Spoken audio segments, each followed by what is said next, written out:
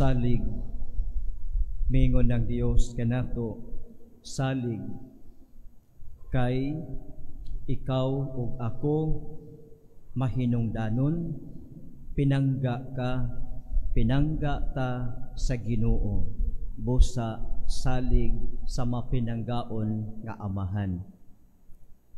Ang tao sa atong pagpuyo nining kalibutan, daghan tag mga kabalaka. Og sa kadaghan sa atong mga kabalaka ning kalibutana, mawad-an tag umoy. Sa nagkapatong-patong natong mga concerns nining kalibutana, mawad-an ta og kadasig tungod sa kadaghan sa imong kabalaka, sa imong concerns. Bisan gani katong layo pa nga mga hitabo o mga butang imo namang gikabalak-an karon, busa nagpatong-patong ang atong kabalaka. Og sa atong pagtan-aw sa atong kaugalingon, moingon kita, we are not enough. Our strength is not enough. Our resources are not enough. Moingon ta nga, mas dako ang atong concerns o gamay ra kita kaayo. Busa ang epekto niini sa ato, maluya ta, mawad-an tag interest, mawad-an tag kadasig, and that following is we give up.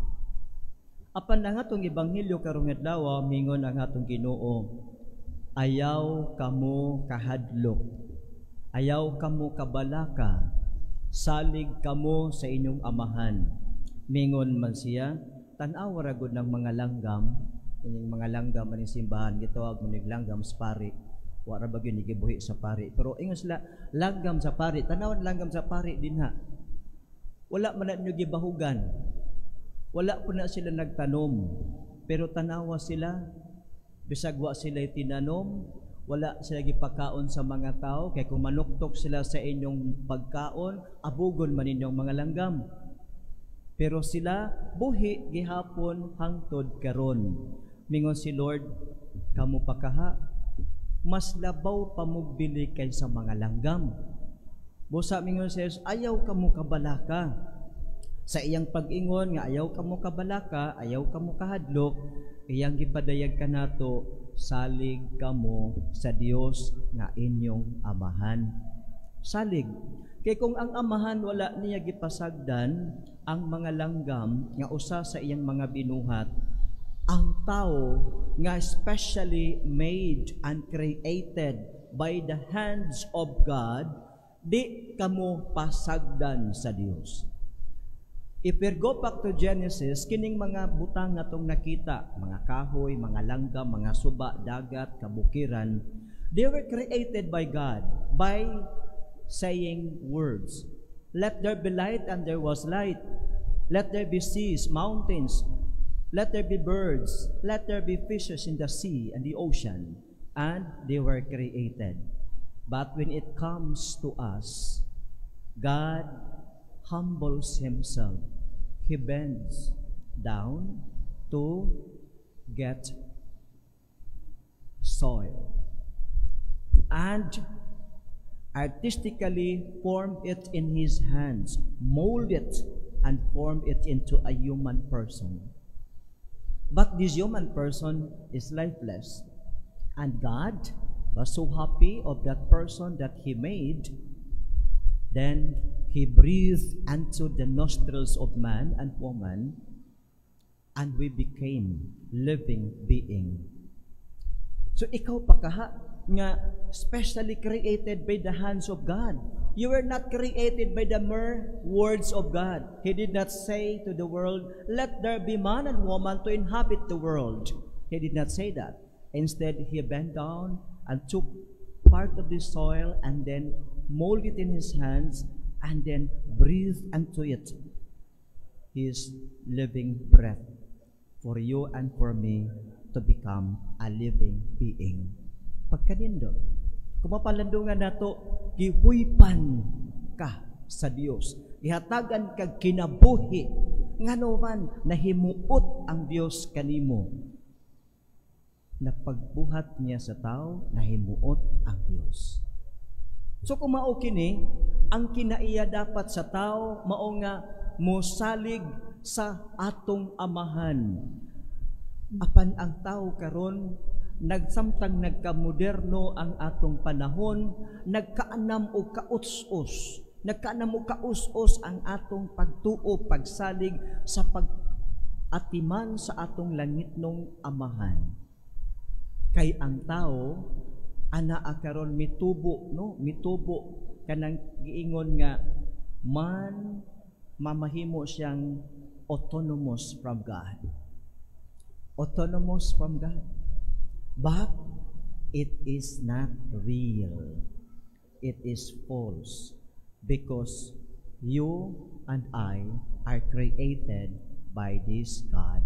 And you can never be separated from the Creator. We can think that we are separated from the Creator. We can think that I am autonomous from God.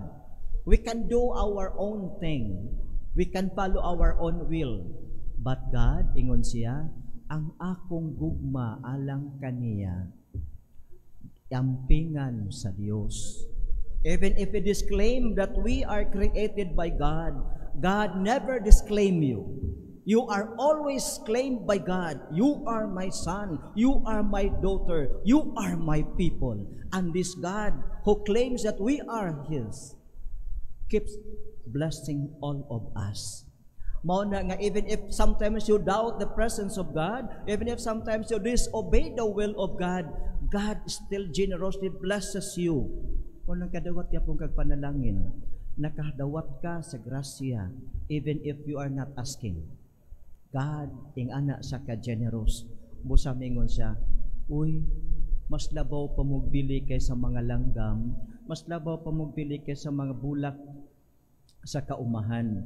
Busa, salig kamo sa Dios.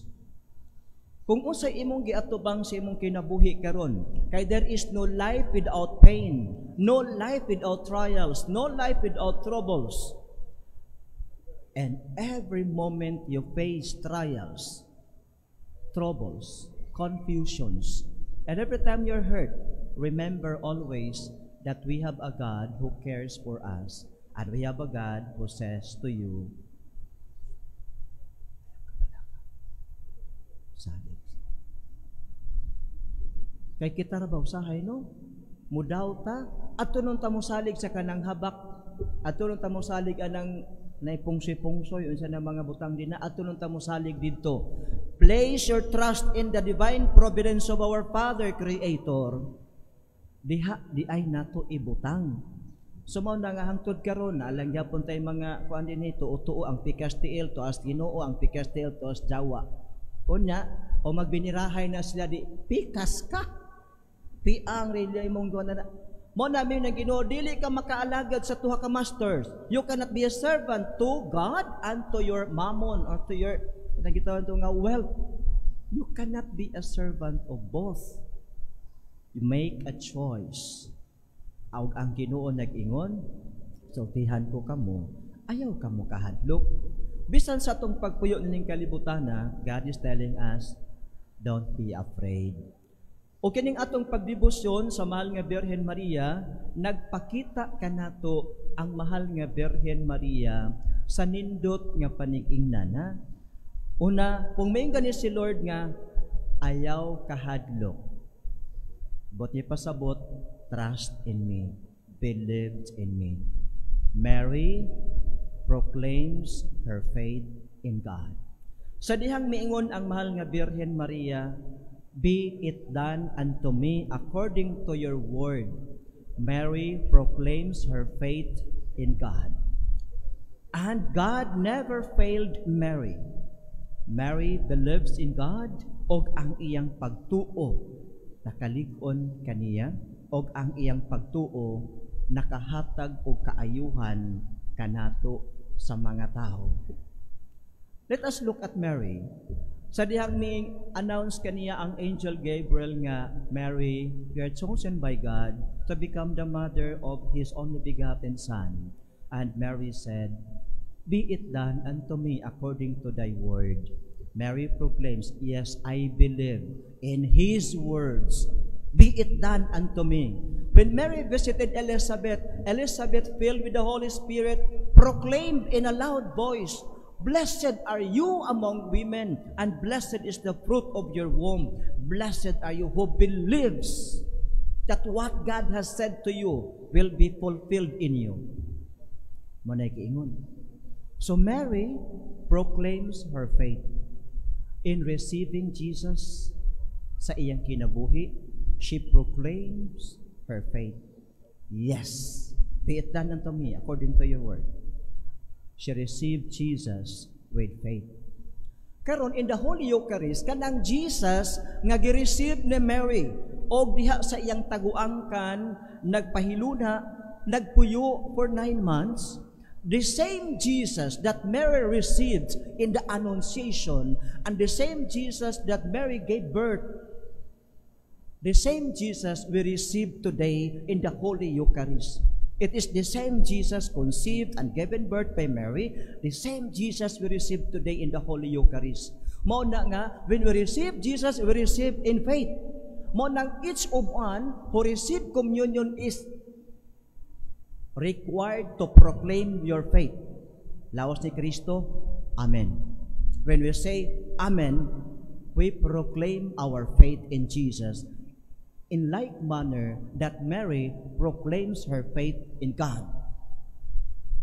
And because of the proclamation of faith of Mary, we become the beneficiaries of her faith. Ang iyang pagtuo, nakahatag kanato og mga panalangin, mga grasya. We go back to the kasal sa Cana, John chapter 2 verses 1 to 11. Sa dihang they run out of wine, mingon si Mary sa iyang anak, "Nak, wa na sila wine." Mingon si Jesus, "Woman, don't tell me what to do. My time is not yet come." Mary understood it very well. For Filipinos, it was an insult to a mother. But for Mary, she understood it very well. What does it mean? That is why the next thing Mary did, she instructed the servants, Come. Closer. Mingon si Mary, "Do whatever he tells you, ha?" Because Mary understood it very well. Mary believes that Jesus will do something. And then, after Mary left, Jesus said to the servants, "Fill these jars with water." And the servants complied it. And then they filled it with water. And then Jesus said, "Bring that to the wedding coordinator." And then, when the wedding coordinator tested the wine, it was the best of all wine that this wedding coordinator has ever been tested. Pagkanindot, no? Mary understood it. Mary's faith benefits the people. Mary's faith in God benefits all of us who come together to pray with Mary, who come together to worship God with Mary. Her faith will bring us blessings. Mary received Jesus with faith. Mo na ang mangumunyon taon niya, receive Jesus with faith. Second thing, Mary said na Mary received Jesus in her heart. Sa kasing-kasing ba? Right disposition. The right disposition of receiving Jesus.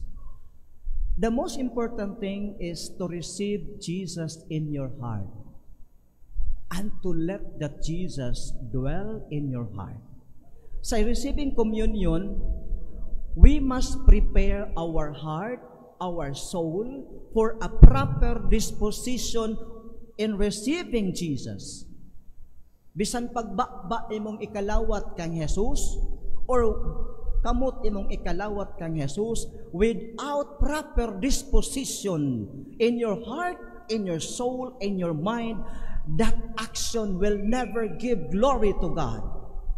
You receive God by your tongue, it will never give glory to God when your heart is not ready, when your soul is not ready, when your mind is not properly disposed to receive Jesus. It will not do good to you. Instead, it will do harm to you. The same thing when you receive Jesus with communion by using your hands. Ano man, the right disposition should dictate what form you receive Jesus, by mouth or by hand. The right disposition of the heart. So, kining atong pagkalawat kang Jesus by hand or by mouth should be an expression of the inner disposition of the heart. It will not make you nga, it is not in this way nga, I will receive Jesus in my tongue so that I will become holy, or this is the holiest way to receive Jesus. No. Your action will not make you holy. What will make you holy and what will make your receiving Jesus solemn and holy is your heart's disposition, your mind's disposition, your soul's disposition. Mabitaw nga before we receive communion, we go first for the sacrament of reconciliation so that we receive Jesus with right disposition, we honor Jesus when we receive, and we proclaim our faith in Jesus. Anak day na. So mo na nga, when we receive Jesus with the right disposition, kung tang, sige, tatang, what problema? Kaya the church approves that. When you receive Jesus with hands, why problema? Because the church approves that. When you receive Jesus with your hand, take note and be careful. Your palms should be open. Naiuban mo ra mag-anak, sa man ka ng sags langgam. Anak gidang kamot ha, anak. Then the right di sa ilawom unya, uhaon nimo diha sa imong right, kauno nimo. Whatever is left, any morsel or any particles, take it. Ayaw na ipapha sa imong kamot, ayaw pag-anak na, ayaw pag-anak na sa imong sinina. Jesus, every single particle is Jesus. Take that. Ang uban, ila pag yun ang tilapan sa ilang dila. Nganuman, the single smallest particle left in your palm is still Jesus. So, we give honor to Jesus. Pagkatapos, when you receive communion, take note, brothers and sisters, nakaana tod ang kamot, unya mayngon ng pari, the body of Christ, amen. Pagbutang, dili intaw ni pan sa bikiri nga gamitan ninyo kimpit sa inyong kamot. Take note, let us honor Jesus properly. Kinibang atong palms, let us make this the throne of Jesus. Sa pagbutang diya, remember and imagine your hand is the throne of Jesus. Will you receive Jesus and take that in? So himo apo ng imong kamot nga situit nga limpyo pod. May ubang kamot nga gawas ato mga naayman sa tungod sa pagtrabaho sa umahan o guban pa, naiuban ka ang kamot in town, Ginoo ko in town. Unya, napoy uban in town nga kamot in town.